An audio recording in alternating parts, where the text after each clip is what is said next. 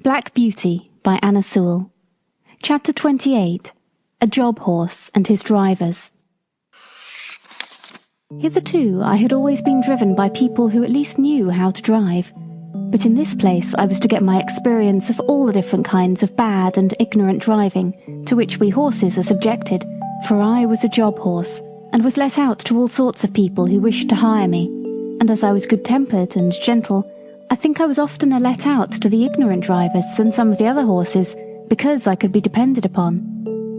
It would take a long time to tell of all the different styles in which I was driven, but I will mention a few of them. First, there were the tight rein drivers, men who seemed to think that all depended on holding the reins as hard as they could, never relaxing the pull on the horse's mouth or giving him the least liberty of movement. They are always talking about keeping the horse well in hand, and holding a horse up, just as if a horse was not made to hold himself up. Some poor, broken-down horses, whose mouths have been made hard and insensible by just such drivers as these, may perhaps find some support in it, but for a horse who can depend on his own legs, and who has a tender mouth and is easily guided, it is not only tormenting, but it is stupid.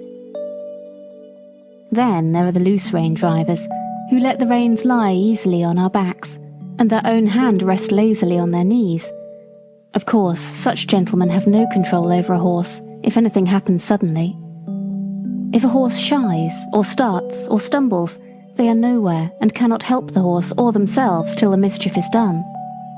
Of course, for myself I had no objection to it, as I was not in the habit of either starting or stumbling, and had only been used to depend on my driver for guidance and encouragement. Still, one likes to feel the rein a little in going downhill, and likes to know that one's driver is not gone to sleep. Besides, a slovenly way of driving gets a horse into bad and often lazy habits, and when he changes hands he has to be whipped out of them with more or less pain and trouble. Squire Gordon always kept us to our best paces and our best manners. He said that spoiling a horse and letting him get into bad habits was just as cruel as spoiling a child, and both had to suffer for it afterward. Besides, these drivers are often careless altogether, and will attend to anything else more than their horses. I went out in the phaeton one day with one of them. He had a lady and 2 children behind. He flopped the reins about as we started, and of course gave me several unmeaning cuts with a whip, though I was fairly off. There had been a good deal of road mending going on, and even where the stones were not freshly laid down, there were a great many loose ones about. My driver was laughing and joking with the lady and the children, and talking about the country to the right and the left, but he never thought it worthwhile to keep an eye on his horse, or to drive on the smoothest parts of the road. And so it easily happened that I got a stone into one of my forefeet. Now if Mr. Gordon, or John, or in fact any good driver, had been there, he would have seen that something was wrong before I had gone 3 paces.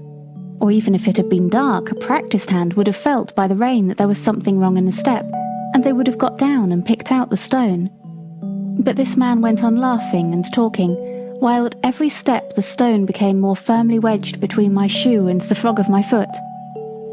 The stone was sharp on the inside and round on the outside, which, as everyone knows, is the most dangerous kind that a horse can pick up, at the same time cutting his foot and making him most liable to stumble and fall. Whether the man was partly blind or only very careless I can't say, but he drove me with that stone in my foot for a good half-mile before he saw anything. By that time I was going so lame with the pain that at last he saw it and called out, "Well, here's a go. Why, they have sent us out with a lame horse. What a shame." He then chucked the reins and flipped about with the whip, saying, "Now then, it's no use playing the old soldier with me. There's the journey to go, and it's no use turning lame and lazy." Just at this time, a farmer came riding up on a brown cob. He lifted his hat and pulled up. "I beg your pardon, sir," he said, "but I think there is something the matter with your horse. He goes very much as if he had a stone in his shoe. If you will allow me, I will look at his feet. These loose scattered stones are confounded dangerous things for the horses." "He's a hired horse," said my driver. "I don't know what's the matter with him, but it is a great shame to send out a lame beast like this." The farmer dismounted, and slipping his rein over his arm at once took up my near foot. Bless me, there's a stone. Lame? I should think so. At first he tried to dislodge it with his hand, but as it was now very tightly wedged, he drew a stone pick out of his pocket, and very carefully, and with some trouble, got it out. Then, holding it up, he said, "There, that's the stone your horse had picked up. It is a wonder he did not fall down and break his knees into the bargain." "Well, to be sure," said my driver. "That is a queer thing. I never knew that horses picked up stones before." "Didn't you?" said the farmer, rather contemptuously. "But they do, though, and the best of them will do it, and can't help it sometimes on such roads as these. And if you don't want to lame your horse, you must look sharp and get them out quickly. This foot is very much bruised," he said, setting it down gently and patting me. "If I might advise, sir, you had better drive him gently for a while. The foot is a good deal hurt, and the lameness will not go off directly." Then, mounting his cob and raising his hat to the lady, he trotted off.